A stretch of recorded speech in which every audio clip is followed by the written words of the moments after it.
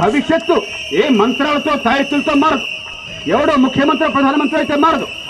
మీరు నన్ను ఆకస్మికంగా మహారాజుని చేసినా, చక్రవర్తిని చేసినా, శాస్త్రి గారిని మహామంత్రిని చేసినా, రాజగురువుని చేసినా, ఎవరిని ముఖ్యమంత్రిని చేసినా అంత మాత్రం చేత జాతి మారదు. ఆ అబద్ధాలు నేనన్నాడు చెప్పను.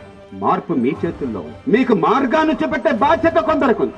పదవుల్ని ముళ్ళ కిరీటంగా భావించి జాతికో మార్గాన్ని చూపెట్టి ప్రతి బిడ్డకి అవకాశాలు ఇవ్వటం, పేదరికాన్ని శాశ్వతంగా నిర్మూలించటం, బెచ్చగాళ్లుగా మార్చడం కాదు.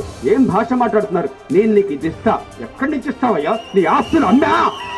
ఎవరి డబ్బుతో ఇస్తున్నావు నువ్వు? 1,80,000 కోట్ల రూపాయలు బడ్జెట్ తెలుసా మీకు? రోజుకి 500 కోట్ల రూపాయలు. రోజుకి 500 కోట్ల రూపాయలు లెక్క పెట్టుకోండి. గంటకి 20 కోట్ల రూపాయలు దాటింది. రోజుకి 500 కోట్ల రూపాయలు. 1,80,000 కోట్ల రూపాయలు ఒక తెలుగునాట ఈ ప్రభుత్వం మీ పన్నుల డబ్బు ఖర్చు పెట్టేది. మీ బిడ్డల భవిష్యత్తును తాకట్టు పెట్టి అప్పులను ఖర్చు పెట్టేది. ఇది చంద్రబాబు నాయుడు కొడుకు డబ్బు కాదు. ఇది రాజశేఖర రెడ్డి కొడుకు డబ్బు కాదు. ఇది సోనియమ్మ కొడుకు డబ్బు కాదు.